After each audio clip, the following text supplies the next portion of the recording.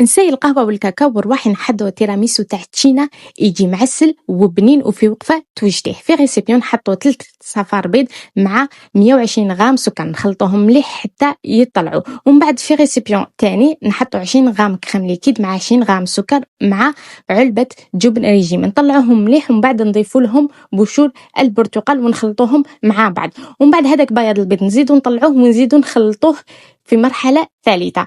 من بعد نجيبوا لي بودواغ تاعنا نحطوهم في البرتقال، عصير البرتقال مليح، نشمخوهم ونستفوهم ونحطوا طبقة بودواغ، طبقة كريمة، طبقة بودواغ، طبقة كريمة. والتزيين اختياري، أنا زيدته بالشونتيي، بصح نتوما إذا حبيتوا الكاكاو ديروا الكاكاو. ملاحظة للناس اللي ما تحبش الحلاوة، تقدر في الأول وين كاين 120 غرام سكر تنقص حوالي 50 غرام، راح يجيكم تيراميسو بزاف بزاف بنين. استغلوا الفرصة، أنا في وقت التشينا وجربوه وخلي لي رايكم في التعليقات.